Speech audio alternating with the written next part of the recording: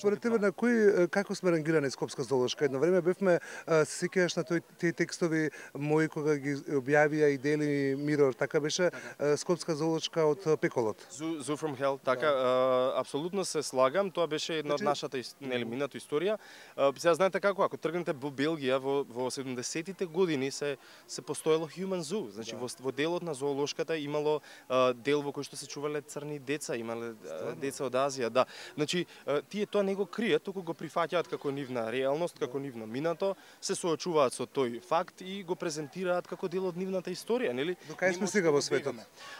Она што јас можам да ти речам е дека имаме фантастична позиција, имаме огромна територија површина.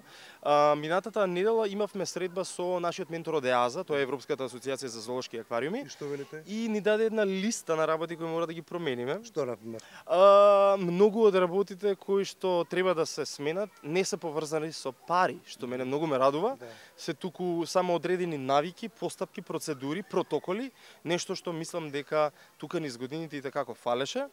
Се надевам дека ќе помогнам заеднички тоа да го промениме, исто како и моето ново шоу кое се случува секој викенд овде од 11 до 16 часот, а целата идеја на истото е да од една страна да ја едуцираат публиката, да ја предупреди дека сепак е ова дом на животните, но од друга страна да пробам да влијам и на колегите со едно освежување како би им дал еден нов жар во работата. Ако претходно се викаше зоонеговател, човекот што чисти измет и фрла храна на животните, сега тој треба да е раскажувачот од зоолошка, кој знае дека секој викенд треба да сретне публика, да и се обрати и да и каже убав збор поврзано со неговото милениче, со миленичето со кое што ги поминува 8 часа работни во текот на еден ден. На твојот Инстаграм и на Фејсбук често постираш Африка, постираш цела Европа зоолошки, дури имаш прибава фотографија со носорог.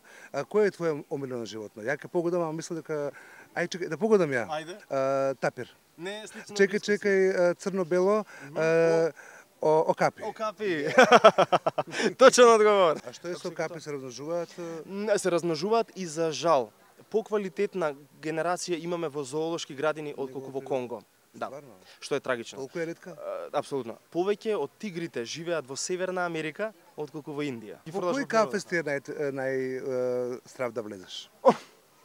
Неќам мачки, мислам, неќам глупо звучи, ама може би дека сум мачка, се сакаме вака, ама се почитуваме на некој волшебен начин. Затоа војаме пик на мене кај лавот и видиш што ќе се деси.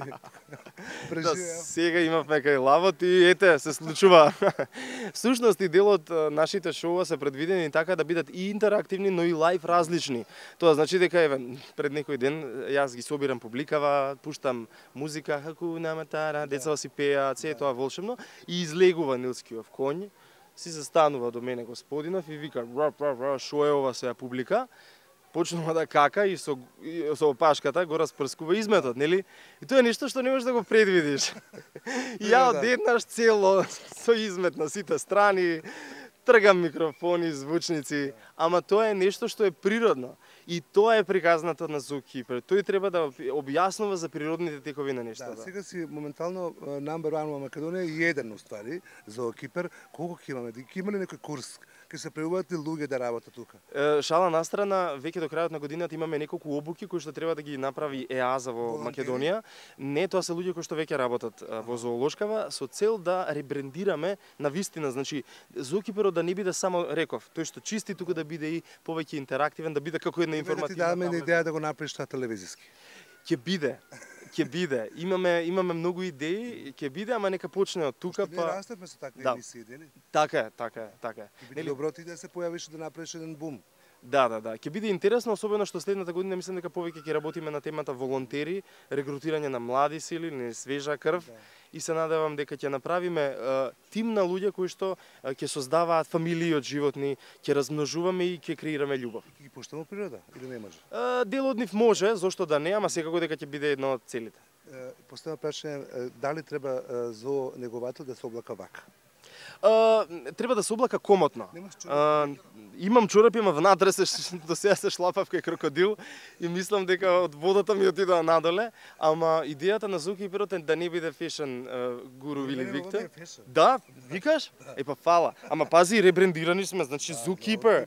Скроз. Ја би сакал ваква маечка да носам. Фала ти, да, обавезно сигурно ќе добиеш, ама идејата пак ќе речеме да дадеме еден нов лик на луѓето кои што чистеле животни, бидејќи немаме термин конзервационист или човек што заштитува, значи ти со само тоа што им велиш не користете пластика, не загадувајте околината, возете велосипед, внимавајте кон природата, пазете ги животните. Сето тоа е еколошка свест. Една промена да направите во текот на денот е еколошка свест. Тоа е идејата на негователот. Фала ти многу.